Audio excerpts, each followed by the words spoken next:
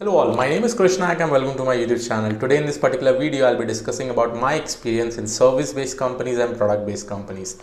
Now, I have worked in 3 service-based companies and this is my second product-based company that I'm working with. So I'm just going to give you my experience, where did I learn more, where my learning was completely increasing exponentially and in that way. So to begin with, when I was in my final year of engineering, I got placed in a company called as HCL and I joined, and that is a service-based company. Some of the examples of service-based companies are, HCL, TCS, Infosys, and many more. Cognizant also is one more example. And again, I hope you all know what are the different types of services company in the Indian market.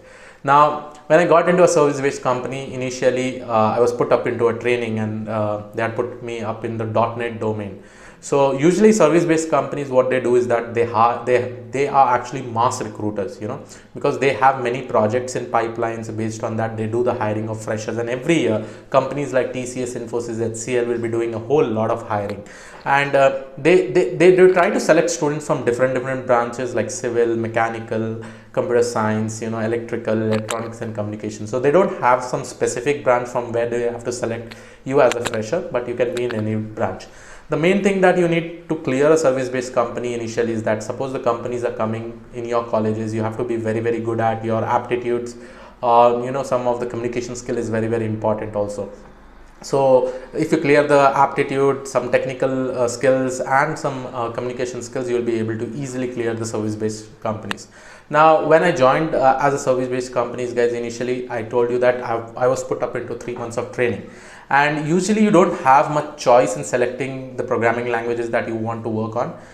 It will be basically based on their pipelines of the projects. They'll put so many people in Java domain or in .NET domain or in the type of domain where they have actually projects in their pipeline, right? So, and when I say domain, I'm basically talking about programming languages. So I was put into .NET domain after completing 3 months of training.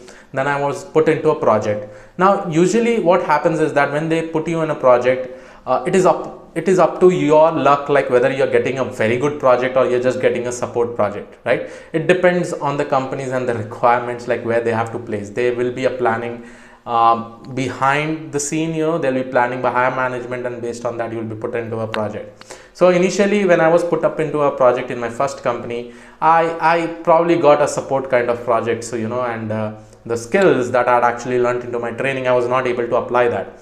And the main thing was that I was about to code. Like I used to do a lot of coding, but when I was put into the project, there was not much of coding involved. There was some amount of coding that used to come, and like that I just spent 1.5 half years.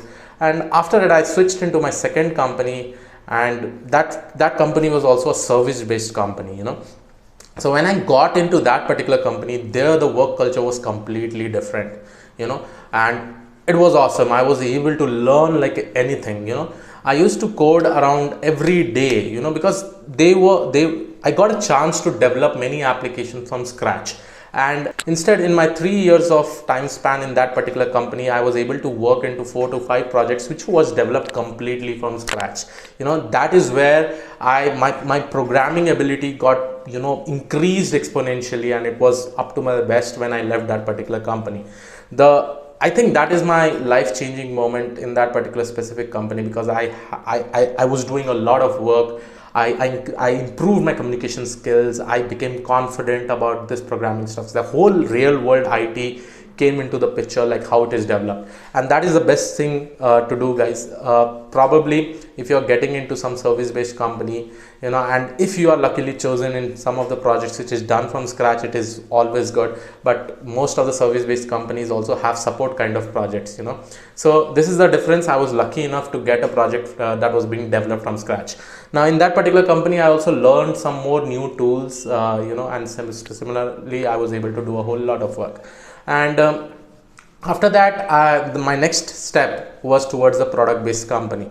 Then my third company was a product based company, and again I was able to do a whole lot of work. Product based companies also have very good amount of work because they are focused in developing some products, and a whole lot of knowledge was there, because in my second company I had done a whole lot of work. So based on my experience, I was able to crack interviews into the product based companies, and there also I stayed for some amount of time. Then finally, currently also I'm actually working in a product based company, and again, I'm loving the work that I am actually doing. Now, this was a small experience of mine. Now I'll just tell you some basic difference between a service based company and a product based company work culture.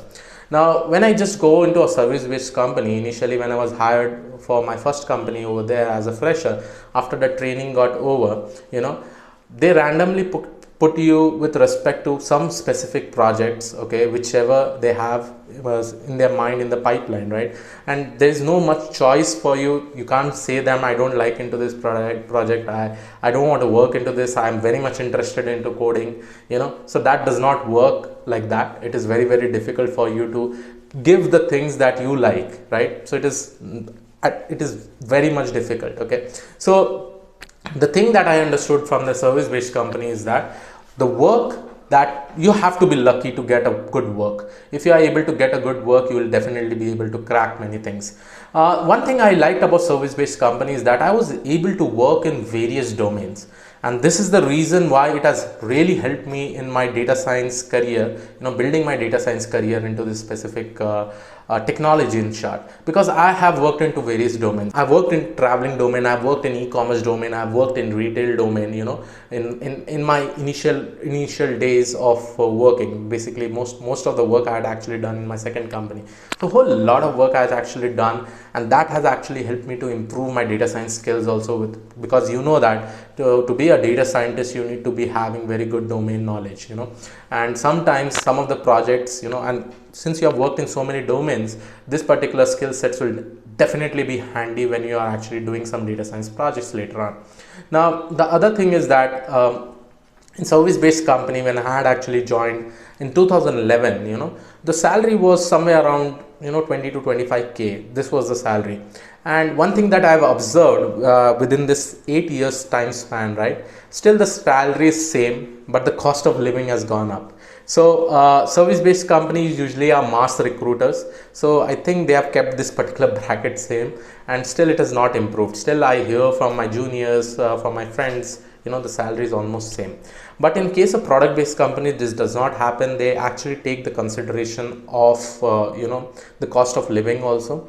And if I talk about some of the examples of product based companies are like Microsoft, Panasonic, Honeywell, Google, Facebook, Amazon, right? There are a whole lot of companies, and they try to prefer, they are not mass recruiter, but they try to select some people based on the skills requirement that are actually required. They'll not hire many people, but instead they'll hire some people with respect to the skills that they have. Suppose there is some employee that is required with respect to some specific skills like data science, then only they'll go and hire it. So they are not like a mass recruiter, and the salary offered is also very, very good when compared to the service based company. Now when I talk about timings with respect to service based and a product based company, I've seen that in service based companies you have to stay till 8 to 10 hours, because you have strict deadlines, they follow agile process, they have to they are answerable to the clients, what kind of work all the developers are doing, and many more things. But in the case of product based company, I've found out pretty much it is flexible. You don't have to stay for 8 to 10 hours. In the product based company, they focus on like how fast you're able to complete the work, and you are able to do a whole lot of things in that, right? So this is the basic difference between timings. And in service based companies, I've seen that some of the service based company have some restricted formals. You have to wear formals and come, and in Fridays you can actually wear some other kind of dress. Whereas in product based companies, I have seen there is no such strict formals criteria, unless and until, there are some product based companies focuses on that, but most of the product based companies do not focus on that. The yearly hike in service based companies is usually less, whereas in the product based company, the yearly hike is better than the service based companies. Now when I say yearly hike, I'll just give you a very good scenario.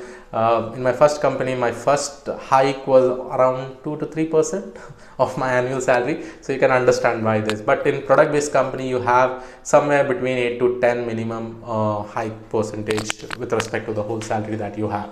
And it is very, very much one more point that I would like to mention, and this is towards service based company, like a pro thing. You'll be able to grow very quickly in service based company. You'll be able to grow with respect to the position that you have, because I've seen people like I have some of my friends, when I was actually working in a service based company, within 4 to 5 years I was actually a technical lead over there, whereas in the case of product based company where my some of the friends were working, they were just like software engineer. So in service based companies you can actually grow very very quickly. You have a whole lot of on-site opportunities based on the client that particular company also has. Now based on my experience, suppose if you are a fresher, should you go for a service based company or product based companies? Guys, always first of all try to target a product based company. If you are able to get a product based company, that is well and good, but starting with a service based company is also very very good, because initially they'll give you training, they'll help you understand the whole IT world, and once you gain experience in various business domain, right, it will be just a click of hand, like you'll be able to switch into a product based company. So I have never regretted that I have worked in service based companies, because I was able to learn a whole lot of things.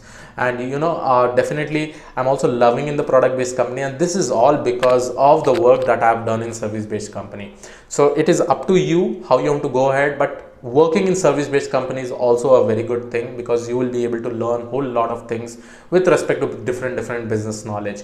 So yes, this was all about this particular video. Please do comment down on your thoughts whether you should join a product based company or service based company. I preferred me coming from a service based company. I always felt that yes, it was the right thing, and I was able to learn a whole lot of things in different business domain, which has actually helped me to actually achieve good things in my data science domain itself. So yes, this was all about this particular video. I hope you like this particular video. Please do subscribe the channel if you are not already subscribed. I'll see you all in the next video. Have a great day ahead. Thank you one and all.